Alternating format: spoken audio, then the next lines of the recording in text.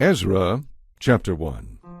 In the first year of King Cyrus of Persia, the Lord fulfilled Jeremiah's prophecy by stirring the heart of Cyrus to put this proclamation into writing and to send it throughout his kingdom. This is what King Cyrus of Persia says: "The Lord, the God of heaven, has given me all the kingdoms of the earth. He has appointed me to build him a temple at Jerusalem in the land of Judah. All of you who are his people may return to Jerusalem in Judah to rebuild this temple of the Lord, the God of Israel, who lives in Jerusalem. And may your God be with you.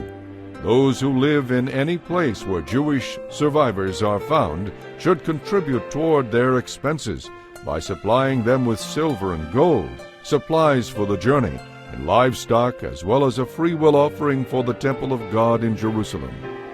Then God stirred the hearts of the priests and Levites and the leaders of the tribes of Judah and Benjamin to return to Jerusalem to rebuild the temple of the Lord. And all their neighbors assisted by giving them vessels of silver and gold, supplies for the journey, and livestock. They gave them many choice gifts in addition to all the free will offerings. King Cyrus himself brought out the valuable items which King Nebuchadnezzar had taken from the Lord's temple in Jerusalem and had placed in the temple of his own gods. Cyrus directed Mithredath, the treasurer of Persia, to count these items and present them to Sheshbazzar, the leader of the exiles returning to Judah. These were the items Cyrus donated: gold trays, 30, silver trays, 1,000, silver censers, 29, gold bowls, 30, silver bowls, 410, other items, 1,000. In all, 5,400 gold and silver items were turned over to Sheshbazzar to take back to Jerusalem when the exiles returned there from Babylon. Chapter 2. Here is the list of the Jewish exiles of the provinces who returned from their captivity to Jerusalem and to the other towns of Judah. They had been deported to Babylon by King Nebuchadnezzar. Their leaders were Zerubbabel, Jeshua, Nehemiah, Seraiah, Realiah, Mordecai, Bilshan, Mispar, Bigvai, Rehum, and Baanah.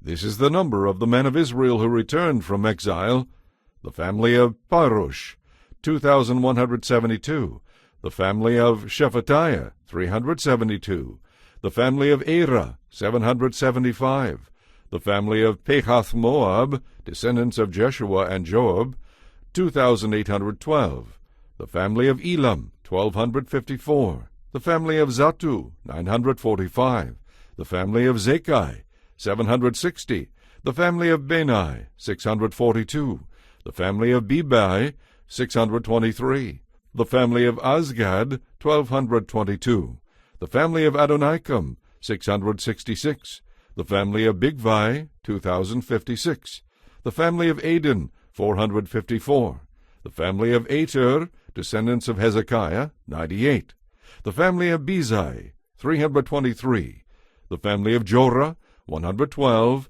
the family of Hashum, 223, the family of Gibar, 95, the people of Bethlehem, 123, the people of Netophah, 56, the people of Anathoth, 128, the people of Beth Azmaveth, 42, the peoples of Kiriath Jearim, Kephirah, and Beeroth, 743, the peoples of Ramah and Geba, 621, the people of Michmash, 122, the peoples of Bethel and Ai, 223, the citizens of Nebo, 52, the citizens of Magbish, 156, the citizens of Elam, 1,254, the citizens of Harim, 320, the citizens of Lod, Hadid, and Ono, 725, the citizens of Jericho, 345, the citizens of Senaa, 3,630. These are the priests who returned from exile: the family of Jedaiah, through the line of Jeshua, 973, the family of Immer, 1,052, the family of Pashur, 1,247, the family of Harim, 1,017. These are the Levites who returned from exile: the families of Jeshua and Kadmiel, descendants of Hodaviah, 74. The singers of the family of Asaph, 128. The gatekeepers of the families of Shalom, Ater, Talmum, Akub, Hatita, and Shobai, 139. The descendants of the following temple servants returned from exile: Zicha, Hashupha, Tabeoth, Kiros, Saiacha, Pedon, Lebana, Hegaba, Akub, Hegab, Shalmai, Hanan, Gidel, Gehar, Reaiah, Rezin, Nikoda, Gazam, Uzzah, Pasea, Besai, Aznah, Meonim, Nephuzim, Bakbuk, Hakufa, Harhur, Bazluth, Mehida, Harsha, Barkos, Sisera, Tima, Niziah, and Hatifa. The descendants of these servants of King Solomon returned from exile: Sotai, Sophereth, Peruda, Jaala, Darkon, Gidel, Shephatiah, Hatil, Pokereth, Hazabaim, and Amai.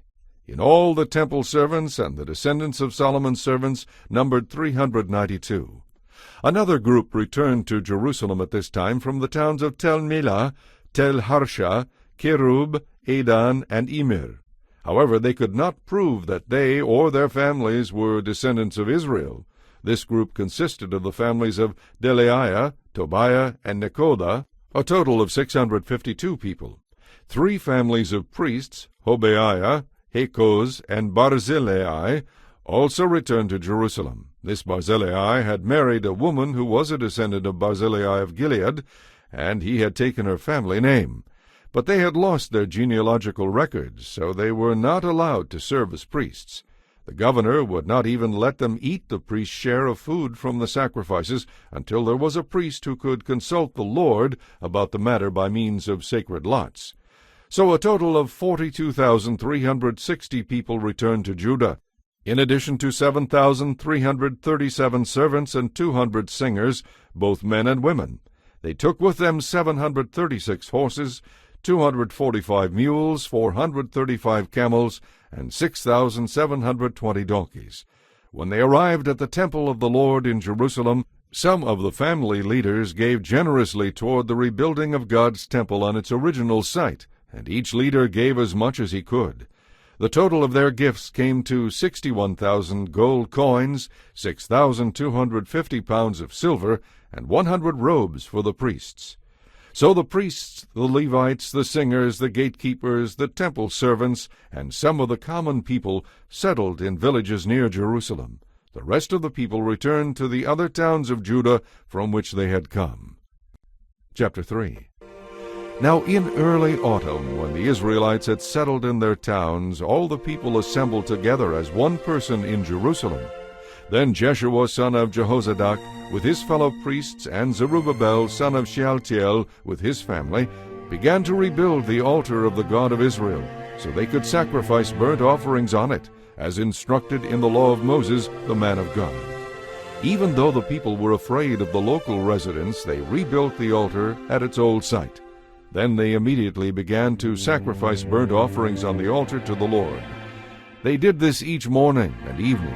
They celebrated the festival of shelters as prescribed in the law of Moses, sacrificing the burnt offerings specified for each day of the festival. They also offered the regular burnt offerings and the offerings required for the new moon celebrations and the other annual festivals to the Lord. Free will offerings were also sacrificed to the Lord by the people. 15 days before the festival of shelters began, the priests had begun to sacrifice burnt offerings to the Lord. This was also before they had started to lay the foundation of the Lord's temple. Then they hired masons and carpenters and bought cedar logs from the people of Tyre and Sidon, paying them with food, wine, and olive oil. The logs were brought down from the Lebanon mountains and floated along the coast of the Mediterranean Sea to Joppa, for King Cyrus had given permission for this. The construction of the temple of God began in mid-spring during the second year after they arrived in Jerusalem. The workforce was made up of everyone who had returned from exile, including Zerubbabel son of Shealtiel, Jeshua son of Jehozadak, and his fellow priests, and all the Levites. The Levites who were 20 years old or older were put in charge of rebuilding the Lord's temple. The workers at the temple of God were supervised by Jeshua with his sons and relatives, and Kadmiel and his sons, all descendants of Hodaviah. They were helped in this task by the Levites of the family of Henadad. When the builders completed the foundation of the Lord's temple, the priests put on their robes and took their places to blow their trumpets. And the Levites, descendants of Asaph, clashed their cymbals to praise the Lord, just as King David had prescribed. With praise and thanks they sang this song to the Lord. He is so good. His faithful love for Israel endures forever. Then all the people gave a great shout, praising the Lord, because the foundation of the Lord's temple had been laid. Many of the older priests, Levites, and other leaders remembered the first temple, and they wept aloud when they saw the new temple's foundation. The others, however, were shouting for joy. The joyful shouting and weeping mingled together in a loud commotion that could be heard far in the distance. Chapter 4. The enemies of Judah and Benjamin heard that the exiles were rebuilding a temple to the Lord, the God of Israel. So they approached Zerubbabel and the other leaders and said, "Let us build with you, for we worship your God just as you do. We have sacrificed to him ever since King Esarhaddon of Assyria brought us here." But Zerubbabel, Jeshua, and the other leaders of Israel replied, "You may have no part in this work, for we have nothing in common. We alone will rebuild the temple for the Lord, the God of Israel, just as King Cyrus of Persia commanded us." Then the local residents tried to discourage and frighten the people of Judah to keep them from their work. They bribed agents to work against them and to frustrate their aims. This went on during the entire reign of King Cyrus of Persia and lasted until King Darius of Persia took the throne. Years later, when Xerxes began his reign, the enemies of Judah wrote him a letter of accusation against the people of Judah and Jerusalem. And even later, during the reign of King Artaxerxes of Persia, the enemies of Judah, led by Bishlam, Mithredath, and Tabeel, sent a letter to Artaxerxes in the Aramaic language, and it was translated for the king. Rehum the governor and Shimshai the court secretary wrote the letter, telling King Artaxerxes about the situation in Jerusalem. They greeted the king for all their colleagues, the judges and local leaders, the people of Tarpel, the Persians, the Babylonians, and the people of Erech and Susa, that is Elam. They also sent greetings from the rest of the people whom the great and noble Ashurbanipal had deported and relocated in Samaria and throughout the neighboring lands of the province west of the Euphrates River. This is a copy of the letter they sent him. To Artaxerxes, from your loyal subjects in the province west of the Euphrates River. Please be informed that the Jews who came here to Jerusalem from Babylon are rebuilding this rebellious and evil city. They have already laid the foundation for its walls, and will soon complete them. But we wish you to know that if this city is rebuilt and its walls are completed, it will be much to your disadvantage, for the Jews will then refuse to pay their tribute, customs, and tolls to you. Since we are loyal to you as your subjects, and we do not want to see you dishonored in this way, we have sent you this information. We suggest you search your ancestors' records, where you will discover what a rebellious city this has been in the past. In fact, it was destroyed because of its long history of sedition against the kings and countries who attempted to control it. We declare that if this city is rebuilt and its walls are completed, the province west of the Euphrates River will be lost to you." Then Artaxerxes made this reply: To Rehum the governor, Shimshai the court secretary, and their colleagues living in Samaria and throughout the province west of the Euphrates River. Greetings. The letter you sent has been translated and read to me. I have ordered a search to be made of the records, and have indeed found that Jerusalem has in times past been a hotbed of insurrection against many kings. In fact, rebellion and sedition are normal there. Powerful kings have ruled over Jerusalem and the entire province west of the Euphrates River, and have received vast tribute, customs, and tolls. Therefore issue orders to have these people stop their work. That city must not be rebuilt except at my express command. Do not delay, for we must not permit the situation to get out of control." When this letter from King Artaxerxes was read to Rehum, Shimshai, and their colleagues, they hurried to Jerusalem and forced the Jews to stop building. The work on the temple of God in Jerusalem had stopped, and it remained at a standstill until the 2nd year of the reign of King Darius of Persia. Chapter 5. At that time the prophets Haggai and Zechariah son of Iddo prophesied in the name of the God of Israel to the Jews in Judah and Jerusalem. Zerubbabel son of Shealtiel and Jeshua son of Jehozadak responded by beginning the task of rebuilding the temple of God in Jerusalem. And the prophets of God were with them and helped them. But Tattenai, governor of the province west of the Euphrates, and Shethar-bozenai and their colleagues soon arrived in Jerusalem and asked, "Who gave you permission to rebuild this temple and restore this structure?" They also asked for a list of the names of all the people who were working on the temple. But because their God was watching over them, the leaders of the Jews were not prevented from building until a report was sent to Darius, and he returned his decision.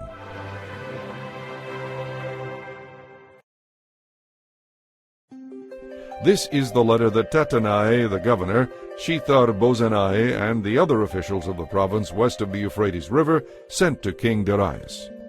Greetings to King Darius.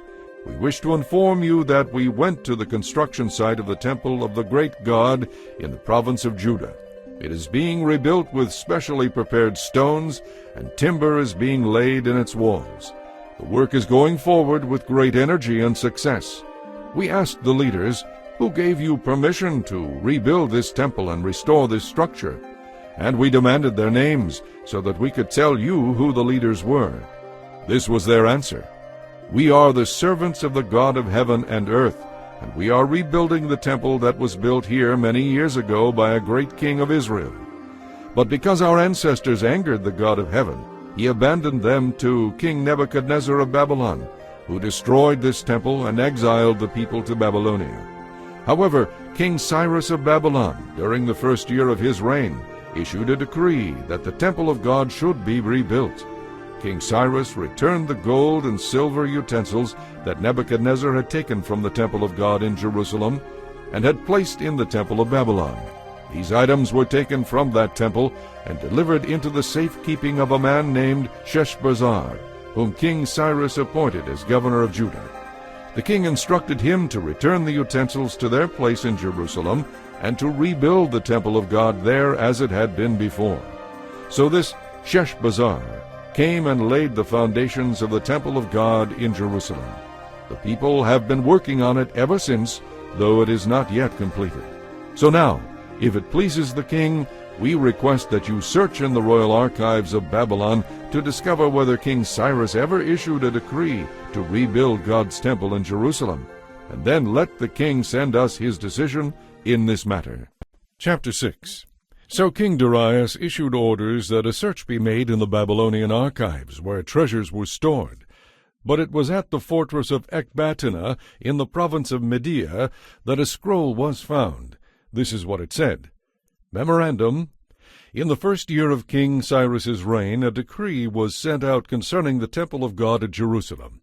It must be rebuilt on the site where Jews used to offer their sacrifices, retaining the original foundations.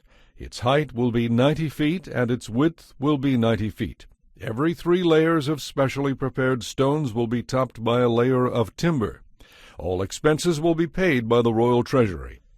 And the gold and silver utensils which were taken to Babylon by Nebuchadnezzar from the temple of God in Jerusalem will be taken back to Jerusalem and put into God's temple as they were before. So King Darius sent this message: to Tattenai, governor of the provinces west of the Euphrates River, to Shethar-bozenai, and to your colleagues and other officials west of the Euphrates. Stay away from there. Do not disturb the construction of the temple of God. Let it be rebuilt on its former site, and do not hinder the governor of Judah and the leaders of the Jews in their work. Moreover, I hereby decree that you are to help these leaders of the Jews as they rebuild this temple of God. You must pay the full construction costs without delay from my taxes collected in your province, so that the work will not be discontinued. Give the priests in Jerusalem whatever is needed in the way of young bulls, rams, and lambs for the burnt offerings presented to the God of heaven. And without fail, provide them with the wheat, salt, wine, and olive oil that they need each day. Then they will be able to offer acceptable sacrifices to the God of heaven and pray for me and my sons. Those who violate this decree in any way will have a beam pulled from their house. Then they will be tied to it and flogged, and their house will be reduced to a pile of rubble. May the God who has chosen the city of Jerusalem as the place to honor his name destroy any king or nation that violates this command and destroys this temple. I, Darius, have issued this decree. Let it be obeyed with all diligence. Tattenai, governor of the province west of the Euphrates River, and Shethar-bozenai and their colleagues complied at once with the command of King Darius. So the Jewish leaders continued their work, and they were greatly encouraged by the preaching of the prophets Haggai and Zechariah son of Iddo. The temple was finally finished, as had been commanded by the God of Israel, and decreed by Cyrus, Darius, and Artaxerxes, the kings of Persia. The temple was completed on March 12th, during the 6th year of King Darius's reign. The temple of God was then dedicated with great joy by the people of Israel, the priests, the Levites, and the rest of the people who had returned from exile. During the dedication ceremony for the temple of God, 100 young bulls, 200 rams, and 400 lambs were sacrificed, and 12 male goats were presented as a sin offering for the 12 tribes of Israel. Then the priests and Levites were divided into their various divisions to serve at the temple of God in Jerusalem, following all the instructions recorded in the book of Moses. On April 21st, the returned exiles celebrated Passover. The priests and Levites had purified themselves and were ceremonially clean, so they slaughtered the Passover lamb for all the returned exiles, for the other priests, and for themselves. The Passover meal was eaten by the people of Israel who had returned from exile, and by the others in the land who had turned from their immoral customs to worship the Lord, the God of Israel. They ate the Passover meal and celebrated the festival of unleavened bread for 7 days. There was great joy throughout the land because the Lord had changed the attitude of the king of Assyria toward them, so that he helped them to rebuild the temple of God, the God of Israel. Chapter 7. Many years later, during the reign of King Artaxerxes of Persia, there was a man named Ezra. He was the son of Seraiah, son of Azariah, son of Hilkiah, son of Shallum, son of Zadok, son of Ahitub, son of Amariah, son of Azariah, son of Meraioth, son of Zerahiah, son of Uzai, son of Bukai, son of Abishua, son of Phinehas, son of Eleazar, son of Aaron the high priest. This Ezra was a scribe, well versed in the law of Moses, which the Lord, the God of Israel, had given to the people of Israel. He came up to Jerusalem from Babylon, and the king gave him everything he asked for, because the gracious hand of the Lord his God was on him. Some of the people of Israel, as well as some of the priests, Levites, singers, gatekeepers, and temple servants, traveled up to Jerusalem with him in the 7th year of King Artaxerxes' reign. Ezra arrived in Jerusalem in August of that year. He had left Babylon on April 8th and came to Jerusalem on August 4th, for the gracious hand of his God was on him. This was because Ezra had determined to study and obey the law of the Lord, and to teach those laws and regulations to the people of Israel. King Artaxerxes had given a copy of the following letter to Ezra, the priest and scribe, who studied and taught the commands and laws of the Lord to Israel. Greetings from Artaxerxes, the King of Kings, to Ezra the priest, the teacher of the law of the God of heaven. I decree that any of the people of Israel in my kingdom, including the priests and Levites, may volunteer to return to Jerusalem with you. I and my council of 7 hereby instruct you to conduct an inquiry into the situation in Judah and Jerusalem based on your God's law, which is in your hand. We also commission you to take with you some silver and gold, which we are freely presenting as an offering to the God of Israel who lives in Jerusalem. Moreover, you are to take any silver and gold which you may obtain from the province of Babylon, as well as the freewill offerings of the people and the priests that are presented for the temple of their God in Jerusalem. These donations are to be used specifically for the purchase of bulls, rams, lambs, and the appropriate grain offerings and drink offerings, all of which will be offered on the altar of the temple of your God in Jerusalem. Any money that is left over may be used in whatever way you and your colleagues feel is the will of your God. But as for the utensils we are entrusting to you for the service of the temple of your God, deliver them in full to the God of Jerusalem. If you run short of money for anything necessary for your God's temple, or for any similar needs, you may requisition funds from the royal treasury. I, Artaxerxes the king, hereby send this decree to all the treasurers in the province west of the Euphrates River. You are to give Ezra whatever he requests of you, for he is a priest and teacher of the law of the God of heaven. You are to give him up to 7,500 pounds of silver, 500 bushels of wheat, 550 gallons of wine, 550 gallons of olive oil, and an unlimited supply of salt. Be careful to provide whatever the God of heaven demands for his temple, for why should we risk bringing God's anger against the realm of the king and his sons?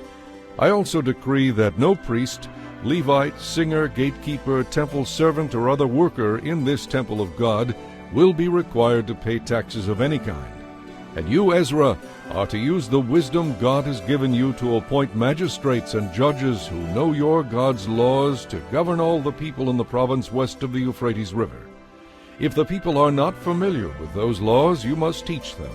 Anyone who refuses to obey the law of your God and the law of the king will be punished immediately by death, banishment, confiscation of goods, or imprisonment. Praise the Lord, the God of our ancestors, who made the king want to beautify the temple of the Lord in Jerusalem, and praise him for demonstrating such unfailing love to me by honoring me before the king, his council, and all his mighty princes. I felt encouraged because the gracious hand of the Lord my God was on me, and I gathered some of the leaders of Israel to return with me to Jerusalem. Chapter 8. Here is a list of the family leaders and the genealogies of those who came with me from Babylon during the reign of King Artaxerxes. From the family of Phinehas, Gershom. From the family of Ithamar, Daniel. From the family of David, Hattush, son of Shechaniah. From the family of Parosh, Zechariah and 150 other men. From the family of Pahath-Moab, Eliehoenai, son of Zerahiah, and 200 other men. From the family of Zetu, Shechaniah, son of Jehaziel, and 300 other men. From the family of Adin, Ebed, son of Jonathan, and 50 other men. From the family of Elam, Jeshiah, son of Athaliah, and 70 other men. From the family of Shephatiah, Zebadiah, son of Michael, and 80 other men. From the family of Joab, Obadiah, son of Jehiel, and 218 other men. From the family of Bani, Shelomith, son of Josephiah, and 160 other men. From the family of Bebai, Zechariah, son of Bebai, and 28 other men. From the family of Azgad, Johanan, son of Hakatan, and 110 other men. From the family of Adonikam, who came later, Eliphalet, Jeuel, Shemaiah, and 60 other men. From the family of Bigvai, Uthai, Zakur, and 70 other men. I assembled the exiles at the Ahava Canal, and we camped there for 3 days while I went over the lists of the people and the priests who had arrived. I found that not one Levite had volunteered to come along, so I sent for Eleazar, Ariel, Shemaiah, Elnathan, Jerib, Elnathan, Nathan, Zechariah, and Meshullam, who were leaders of the people. I also sent for Joarib and Elnathan, who were very wise men. I sent them to Iddo, the leader of the Levites at Casaphia, to ask him and his relatives and the temple servants to send us ministers for the temple of God at Jerusalem. Since the gracious hand of our God was on us, they sent us a man named Sherebiah, along with 18 of his sons and brothers. He was a very astute man and a descendant of Malai, who was a descendant of Levi, son of Israel.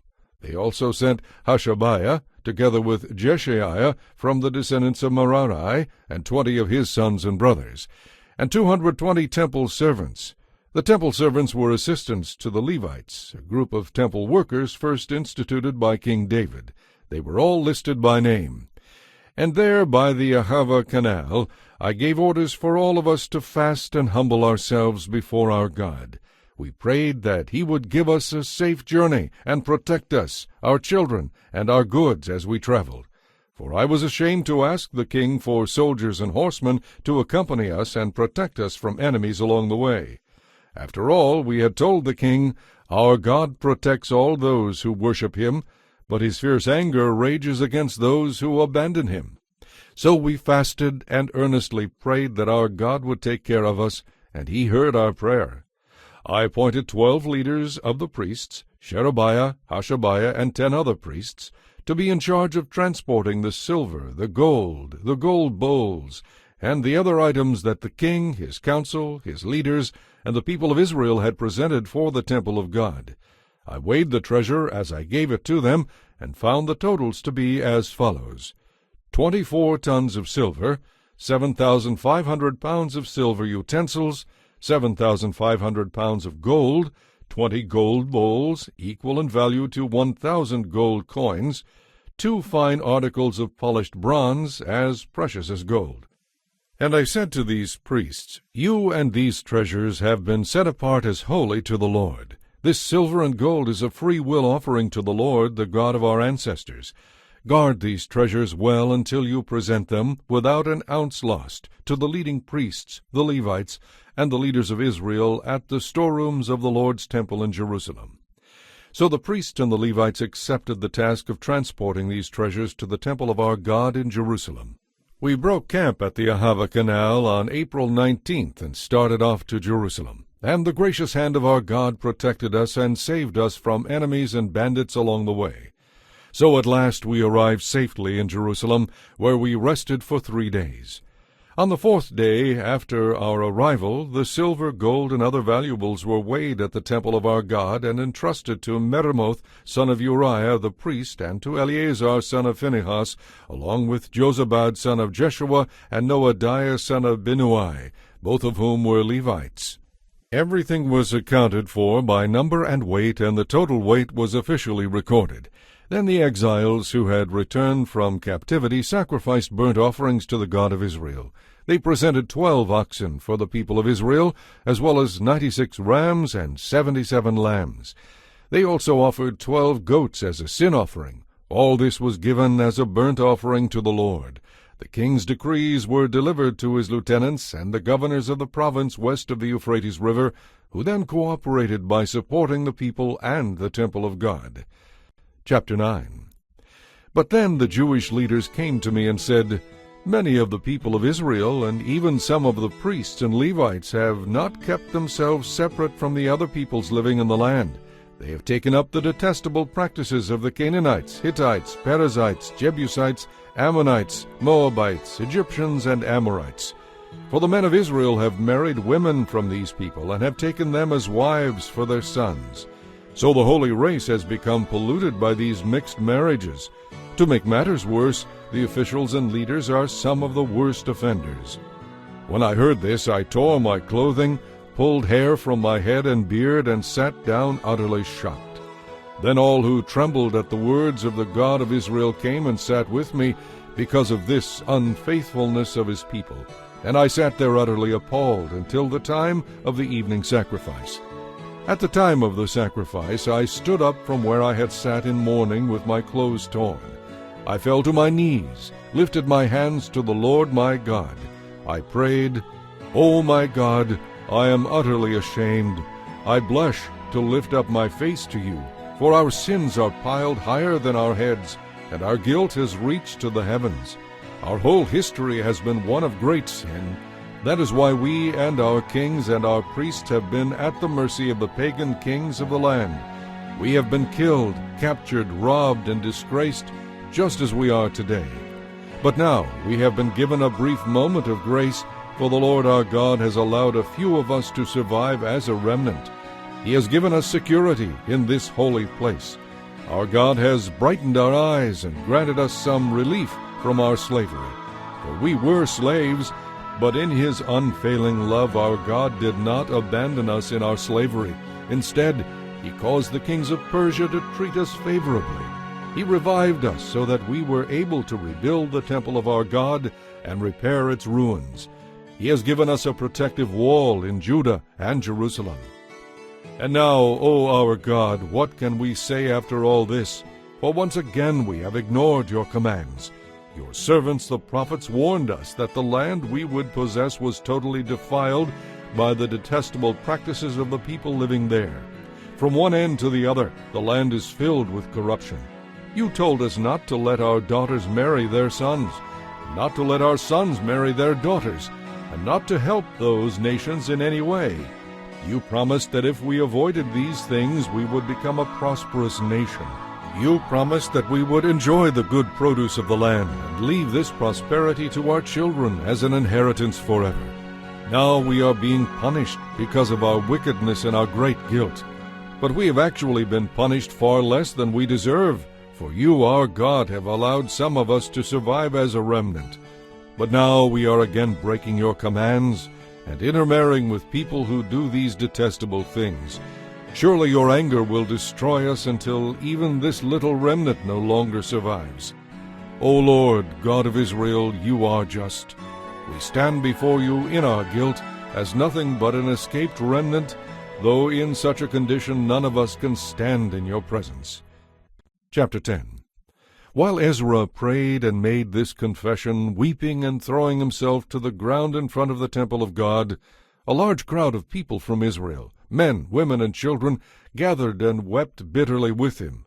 Then Shechaniah, son of Jehiel, a descendant of Elam, said to Ezra, "We confess that we have been unfaithful to our God, for we have married these pagan women of the land. But there is hope for Israel in spite of this. Let us now make a covenant with our God, to divorce our pagan wives, and to send them away with their children. We will follow the advice given by you and by the others who respect the commands of our God. We will obey the law of God. Take courage, for it is your duty to tell us how to proceed in setting things straight, and we will cooperate fully." So Ezra stood up and demanded that the leaders of the priests and the Levites and all the people of Israel swear that they would do as Shechaniah had said. And they all swore a solemn oath. Then Ezra left the front of the temple of God and went to the room of Jehohanan, son of Eliashib. He spent the night there, but he did not eat any food or drink.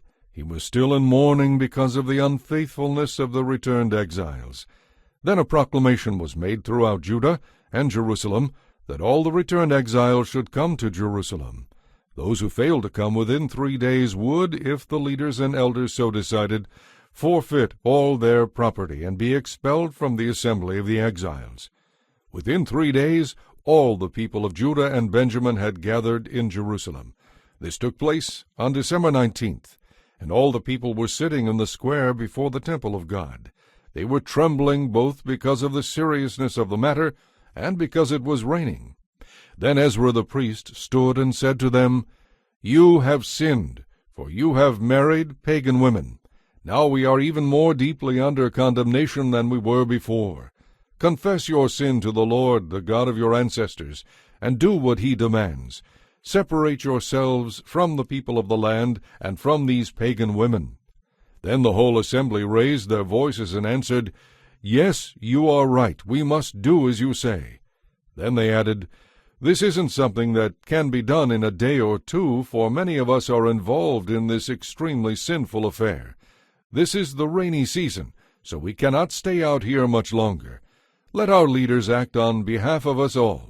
Everyone who has a pagan wife will come at the scheduled time with the leaders and judges of his city, so that the fierce anger of our God may be turned away from us concerning this affair."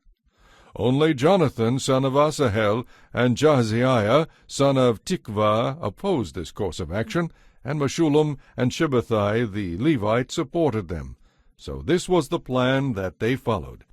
Ezra selected leaders to represent their families, designating each of the representatives by name. On December 29th, the leaders sat down to investigate the matter. By March 27th of the next year, they had finished dealing with all the men who had married pagan wives. These are the priests who had married pagan wives. From the family of Jeshua son of Jehozadak and his brothers Maaseiah, Eleazar, Jerib, and Gedaliah, they vowed to divorce their wives, and they each acknowledged their guilt by offering a ram as a guilt offering. From the family of Immer, Hanani and Zebediah, From the family of Harim, Maaseiah, Elijah, Shemaiah, Jehiel, and Uzziah.